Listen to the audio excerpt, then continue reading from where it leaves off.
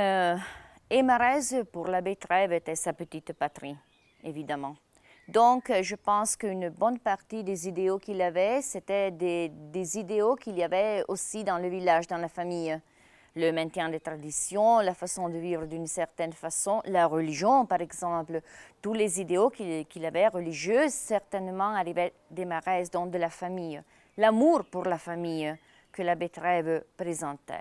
Donc, Émarez, c'était sûrement une source d'idéaux, une source de pensée pour lui. Qu'est-ce qu'était, lui, pour Émarez en cette période? Difficile à dire.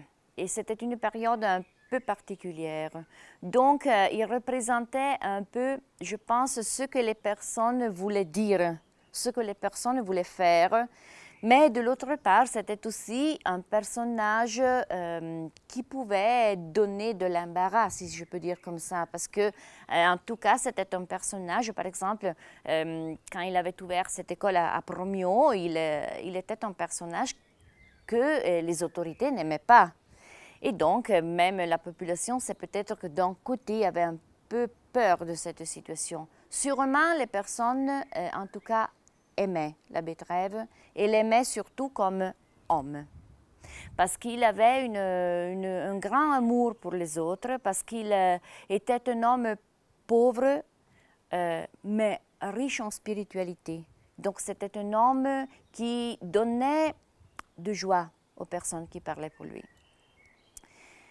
Dans le temps, bon, les choses évidemment un peu sont changées parce que l'abbé Trèves a quitté Émarez, il était prêtre dans d'autres paroisses, en particulier à Exenay, là où il est mort.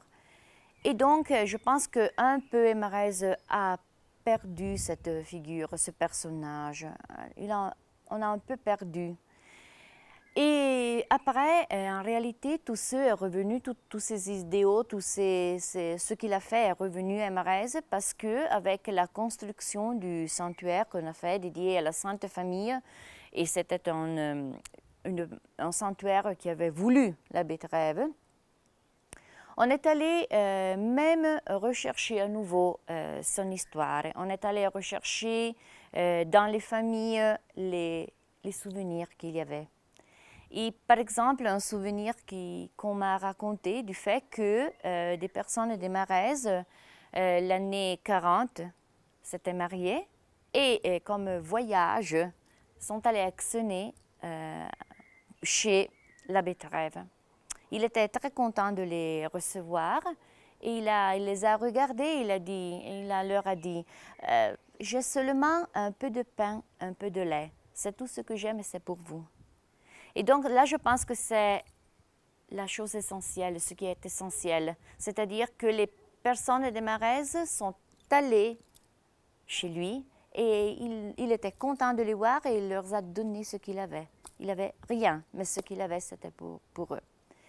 Maintenant, bon, Émarez, comme j'ai dit, est allé à la recherche à nouveau de ce qui était l'abbé Trèves, de ce qui représentait l'abbé Trèves.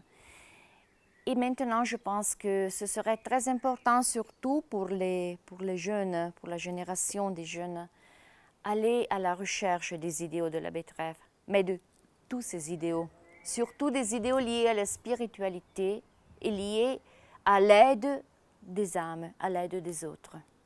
Bon, évidemment, les rapports n'étaient pas si bon, je pense, parce que, par exemple, le clergé, surtout les personnes plus importantes du clergé, n'aimaient pas cette intrusion, si on peut dire comme ça, de l'abbé Trèves dans la vie politique, dans la vie de la période, évidemment pas. Et donc, il y avait toute une série de situations. Par exemple, on avait donné à l'abbé Trèves la possibilité de devenir plus important, de faire des activités plus importantes, mais il n'a jamais voulu ça. Il a toujours vécu humble. Il a toujours dit, je suis né pauvre, je vis pauvre, je veux mourir pauvre. Donc, ce n'est pas dans ses idéaux de devenir n'importe qui. Et dans cette situation, évidemment, pour le clergé, était une façon de le détacher de ce qu'il était en train de faire, c'est-à-dire de défendre la vallée d'Aoste, de défendre ce qui était le français, etc. pour la politique aussi, c'était un problème. Parce qu'il représentait un point de rupture avec ceux qu'on vivait à ce moment-là. Il était une personne qui allait contre les règles qui avaient donné la politique. Était une personne qui avait même la capacité, il était à même de faire comprendre à la population ce qui se passait. Et donc là, évidemment, pour les politiques, c'était un problème parce que c'était une grande âme en cette situation.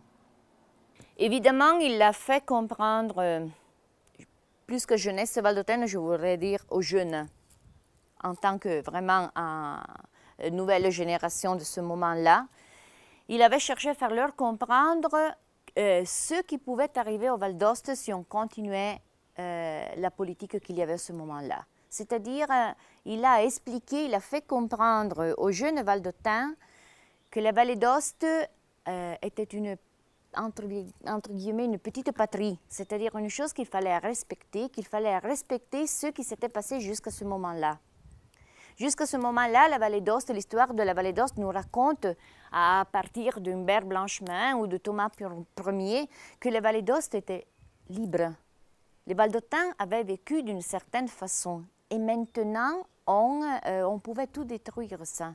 On pouvait détruire l'esprit valdôtain, ce qui était vraiment la vallée d'Ost. Je pense qu'au-delà des idéaux politiques, il y a un idéal qui est encore plus gros, qui est encore plus haut, qui est celui de respecter et maintenir ce qui était le passé, surtout pour ce qui concernait les libertés de la vallée d'Ost, qu'on allait maintenant les perdre, évidemment. Bon, avant tout, je suis une maîtresse, donc évidemment, je pense que l'idée des écoles de montagne était vraiment une idée très importante, parce que on le voit de nos jours. Là où les petites communes vont fermer les écoles, là où on va mettre des enfants de différentes écoles ensemble, évidemment, il y a tout ce qui est positif, qui est la socialisation, etc. Mais chaque commune, chaque pays va perdre ce qui sont les liens entre les personnes des villages. Un exemple ici est Maraises. Quand on a fermé l'école des Maraises, par exemple, on a perdu beaucoup de choses. Les familles vont même se déplacer. Et ça de nos jours. Donc, encore plus à ce moment-là. Et encore plus parce que, par exemple, ma grand-mère disait que là où il y avait les petites écoles de village, il y avait des enfants qui avaient déjà fait la 5e. Mais ils continuaient à aller à l'école, par exemple, parce qu'on apprenait toujours. Et là, c'est important. C'était une forme d'être tous ensemble et d'apprendre ensemble, de se connaître, de vivre ensemble. Et l'école, c'était ce qui donnait l'esprit pour vivre ensemble. Donc, je pense que ça, c'était une bataille qu'il allait faire très importante, mais c'est une bataille actuelle. De nos jours, il y a des problèmes à niveau économique. Et donc, parfois, on met ensemble des écoles, mais ce n'est pas toujours un bien, un gros bien, ça. La Ligue anti-alcoolique, une autre des grandes pensées de l'abbé Trèves, c'est une pensée moderne. Parce que aussi de nos jours, c'est un problème, c'est une piège qui nous touche complètement. Parce que nos enfants, nos jeunes ont ce gros problème. Il y a des jeunes vraiment qui sont déjà dans cette situation assez grave. Et donc voilà une des pensées encore modernes, même si c'est une pensée, on pourrait dire vieille. En réalité, elle est très moderne. Très moderne aussi, par exemple, la pensée sur la femme, l'importance, le rôle de la femme. Les grands-mères des villages disaient que la femme est la personne qui construit et qui détruit une famille. C'est elle qui décide. Et évidemment, c'est ça. C'est-à-dire que même si à ce temps-là, la femme n'avait pas le rôle qu'elle a maintenant, c'est-à-dire le rôle lié au travail, par exemple, à l'argent, etc., la femme était très importante dans la famille, était, on peut dire, le personnage le plus important, le personnage qui avait qui pouvait tenir ensemble la famille. Et la betterave avait une idée très importante sur la femme. Il donnait une grande importance à la femme et donc à la famille liée à la femme. Par exemple, son idée de construire un sanctuaire ici à Erez dédié à la Sainte Famille est lié vraiment à cette situation, à l'importance, au rôle important de la femme dans la famille. Là où la femme n'était pas seulement celle qui travaillait, celle qui, par exemple, qui cousait, ou etc., qui préparait la nourriture pour toute la famille. Mais c'était vraiment la personne qui donnait l'éducation aux enfants, la personne qui transmettait les idéaux de vie, les idéaux religieux, les idéaux importants. Et là, celui-là devrait être encore le rôle de la femme. Un rôle que maintenant, la femme qui pense d'être libre, je pense qu'elle va perdre son rôle. Alors l'eau, le rôle de l'eau, soit dans la vie, soit dans la religion, l'eau est fécondatrice, c'est-à-dire l'eau donne la vie, évidemment. Et Marèze est un pays pas trop riche en eau. C'était un gros problème, l'eau pour les Marèzes. Et nos ancêtres, avec des simples pioches, sont allés chercher l'eau sur les pointes des montagnes. Donc, étudier l'histoire du Rhu était très importante pour à nouveau aller chercher le passé. Voilà l'idée importante de la betterave, connaître le passé pour bien comprendre le présent et pour améliorer le futur. Je pense que l'idée, c'est là. Donc, l'eau est très importante pour les Marèzes. Important comprendre comment l'eau est arrivée à Marèzes à travers le Rhu, comprendre le rôle important de nos ancêtres, et là c'est le passé.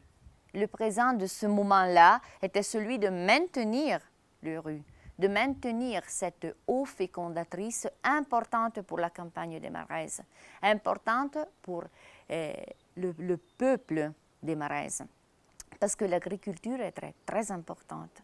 Et pour la betterave, l'agriculture, tout ce qui était lié à l'agriculture était important. Donc l'eau aussi.